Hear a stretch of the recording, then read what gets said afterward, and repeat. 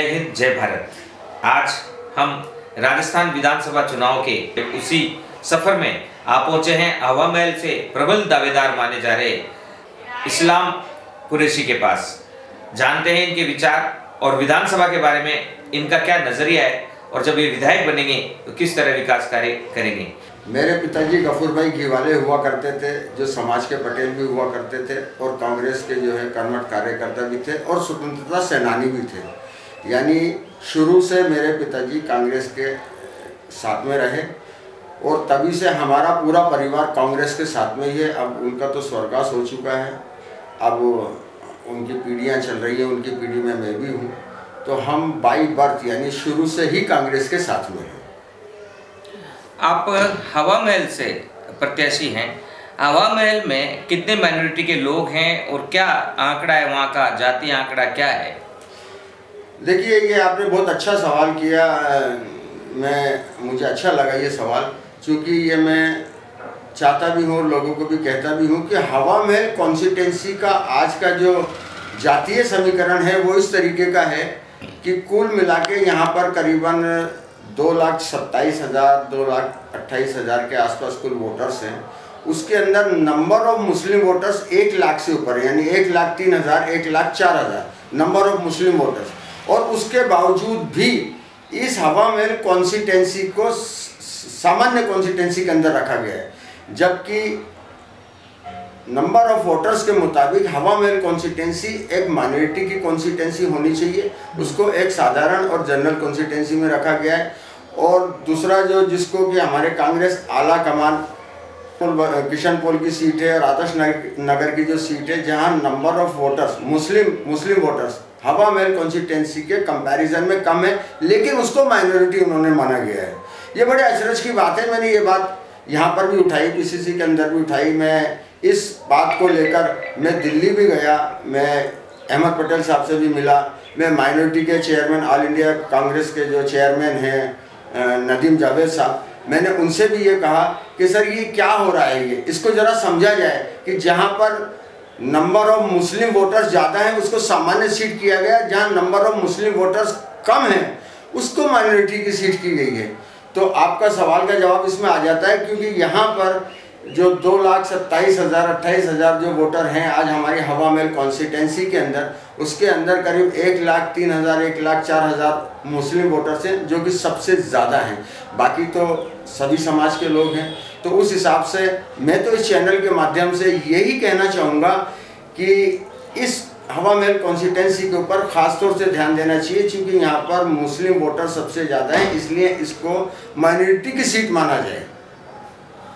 आप विधानसभा की तैयारी कर रहे हैं, हवा महल से काफ़ी सारे माइनॉरिटी के लोगों के नाम आगे आए हैं, लेकिन उनमें सबसे ऊपर आपका नाम माना जा रहा है। क्या कारण है? आपकी दावेदारी का ये प्रबल होने का क्या आधार है? क्या आपका बैकग्राउंड है माइनॉरिटी के लोगों के बीच? बैकग्राउंड तो ये है, मैं आपको बता दूँ कि वैसे तो चूँकि मैं बाप दादे परदादे के ज़माने से हम कांग्रेस ही रहे हैं, लेकिन पर्टिकुलर मैं मेरी बात करूं तो मैंने जो कांग्रेस का जो बेसिक वोट बैंक है मुस्लिम, मैंने उसकी सेवा पिछले 20 साल में इतनी की है कि जयपुर का, मैं हवा महल कॉन्स्टिट्यूंसी की बात नहीं कर रहा हूँ, अब मैं जयपुर की बात कर रहा हूँ कि जयपुर का आम मुसलमान इस चीज़ को जानता है कि इसने मुस्लिम लोगों के लिए क्या क्या किया है। क्योंकि मेरे पिताजी भी समाज की सेवा किया करते थे और मैं भी एक समाज सेवक के रूप में ही हूँ।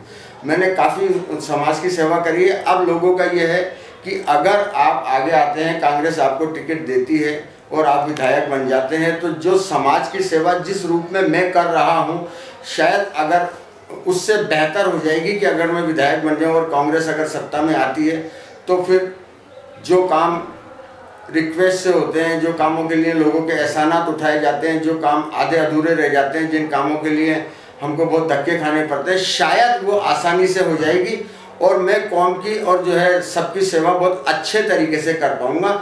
इसलिए मेरे साथियों का ये मनमाना है कि आप आगे आओ। आप लोगों के बीच में जाएंगे वोट मांगने के लिए, तो बीजेपी और मोदी सरकार की कौन सी मुख्य विफलताएं हैं जिन्हें आप बताना चाहेंगे लोगों के बीच में?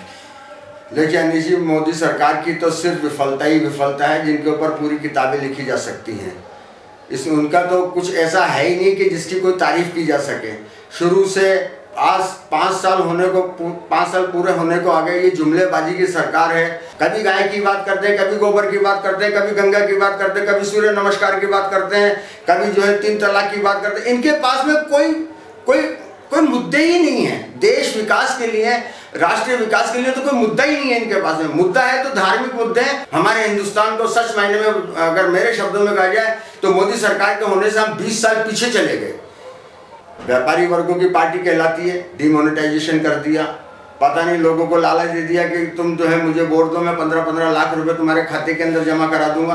आज तक किसी के 15 रुपए नहीं आए। बल्कि हकीकत तो ये कि जो गरीब जो लोग थे, जो अपने घर परिवार से, अपने पतियों से छुपा के बेटा बेटियों के लिए कुछ रकम जो छुपा के रखा करते थे कि भाई बेटी बड़ी हो जाएगी, इसकी शादी करेंगे, जमा कर करके उनके पैसे तक इस तरह से निकलवा लिए एक दिन, एक रात के अंदर, एक ऐलान में, कि वो मजबूर हो गए बेचारे और अपने पैसे को जो है वो चेंज कराने के लिए मजबूरन उनका घर का पैसा बैंकों में चला गया। जबकि इनका वादा ये था कि हर गरीब के, हर अमीर के 15 लाख रुपए सबके खाते में आएंगे। ऐसा तो कुछ नहीं हुआ। और हुआ ये कि जो बेचारे गरीब इंसान के जो घर के पैसे जो थे वो बैंकों में जमा हो गए। अगर मुझे कांग्रेस टिकट देती है और जनता मुझे चुनती है तो सबसे पहली बात तो ये कि मैं राजनीति नहीं करूँगा, मैं जनता की सेवा करूँगा। जो भी मेरा कॉन्स्टिट्यूंसी का आदमी होगा मैं उसका सेवक होऊंगा, मैं वहाँ का विधायक नहीं होऊंगा। पहली बात तो ये। दूसरी बात ये है कि जो एक तरीके से जो ये बातें करते हैं, स्मार्ट सिटी की बात करते हैं, जयपुर को स्मार्ट सिटी, हकीकत तो ये कि हमारी जो बेसिक नीड्स जो होती हैं वो भी हमारे लोगों की अभी पूरी नहीं हुई। जिस तरह से पानी की समस्या है, बिजली की समस्या है, रोड की समस्या है, ये बेसिक फंडामेंटल नीड्स है, ये भी हमारे विधायक ने कभी पूरी नहीं करी। मैं सबसे पहले उन चीज़ों के ऊपर ध्यान दूंगा जिससे आम आदमी जुड़ा हुआ है, जिससे आम आदमी को राहत मिले। मैं उन चीज़ों की पूर्ति करने की कोशिश करूंगा और जनता की सेवा करूंगा, जनता का सेवा करूंगा। हवा महल के अंदर एक जल महल पड़ता है जो यूँ समझ लो कि ये एक विश्व प्रसिद्ध जगह है जिसे पूरी दुनिया का आदमी देखने के लिए आता है। लेकिन ये आज तक कभी डेवलप नहीं हुआ। पहले हमारे सिंगोदिया जी मेरे बड़े भ्राताश्री हुआ करते थे जो इस परियोजना के संयोजक भी हुआ करते थे। उन्होंने काफ़ी जो है इसके ऊपर मेहनत करी, लेकिन फिर ये पूंजीपति और उद्योगपतियों के हाथ में चला गया और आज तक इसका कोई डेवलपमेंट नहीं हुआ। जबकि ये विश्व प्रसिद्ध जगह है। मैं अगर विधायक बनता हूं तो मैं ये कोशिश करूंगा कि जल महल का विकास हो और जल महल को उन झीलों की तरह बनाया जाए जो दुनिया की विश्व प्रसिद्ध झीलें हैं, उसमें से जल महल एक नाम हो। तो मैं पूरी कोशिश करूंगा ताकि, चूँकि यहाँ पे देशी और विदेशी पर्यटक जयपुर के अंदर बहुत ज़्यादा आता है और जल महल जो है अपने आप में एक मोनामेंट है, एक ऐतिहासिक जगह है। मैं इसको डेवलप करने की पूरी कोशिश करूँगा। युवाओं के लिए जो आज नौकरी का जो सबसे बड़ा मसला है, तो मैं उन युवाओं के फेवर के अंदर जो है गवर्नमेंट ऑफ राजस्थान से आवाज़ उठाऊंगा कि युवाओं को जो ज़्यादा से ज़्यादा रोजगार मिलना चाहिए, गरीबों को जो है किसी भी तरह से जो है सब्सिडी मिलनी चाहिए। यानी जो भी फलाह और बहबूदी के जो काम हो सकते हैं आम पब्लिक के लिए, मैं इंशाल्लाह उन सबको उठाने की कोशिश करूँगा। हमारे हवा महल कॉन्स्टिट्यूंसी के अंदर मेट्रो ट्रेन को लाने की कोशिश करूंगा। बड़ी चौपर तक मेट्रो ट्रेन आ चुकी है। मैं कोशिश करूंगा कि उसको इस तरह से सीधे चांदी के टकसाल और इस तरह से होते हुए और जल महल से आगे वहाँ आमेर तक या आमेर की घाटी तक अगर ये आ जाएगी तो यहाँ के लोगों को भी काफ़ी सुविधा हो जाएगी। मैं इस चीज़ की भी कोशिश करूँगा।